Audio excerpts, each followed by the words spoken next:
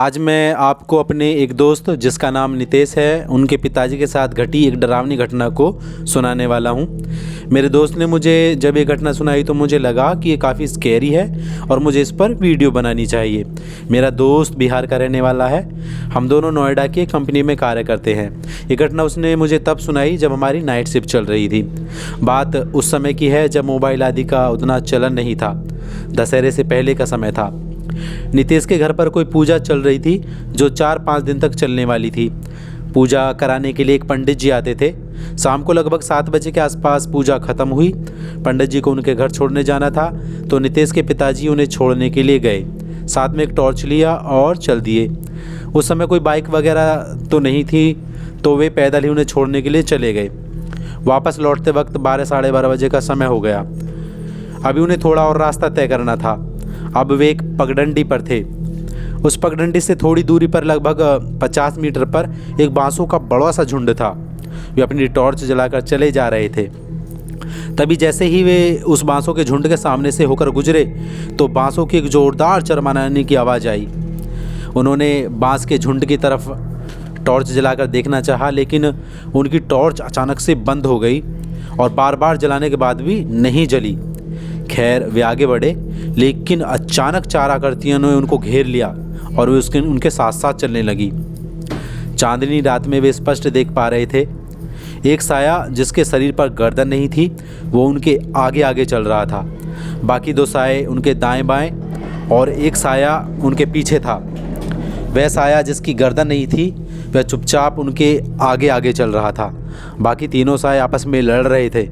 वे एक दूसरे से कह रहे थे कि इसको मैं ले जाऊंगा, इसको मैं ले जाऊंगा। वे बहुत घबरा गए। डर के मारे उनकी हालत ख़राब होने लगी। वे मन मन हनुमान चालीसा का जाप करने के आगे बढ़ने लगे।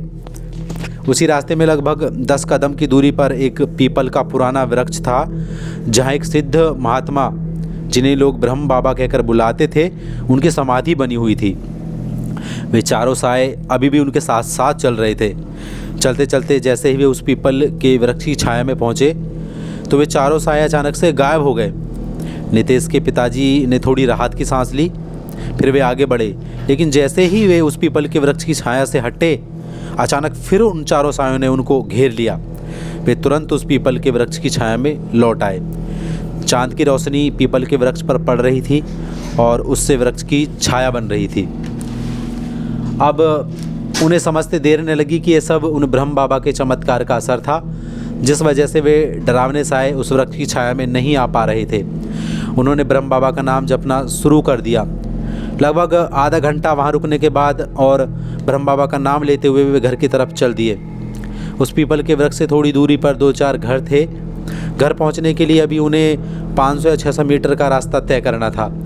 तो उन्होंने सोचा कि कुछ देर यहीं रुक जाता हूँ। वो उन घरों के पास पहुँचे और वहाँ रह रहे लोगों को सारी आप बीती सुनाई। फिर उन लोगों ने बताया कि तुम्हारे ऊपर भगवान की कृपा थी कि तुम बच गए, वरना वहाँ इतनी रात्रि में उस तरफ कोई नहीं जाता और अगर कोई गया भी है तो वो जिंदा नहीं बच पाया है। उस बांस के झुंड में कुछ विक्षिप्त मृत आत्माएं वास करती हैं। उसके बाद लगभग 3 बजे तक नितेश के पिताजी वहीं रुके रहे और उसके बाद घर चल दिए, क्योंकि घर वाले भी परेशान हो रहे होंगे।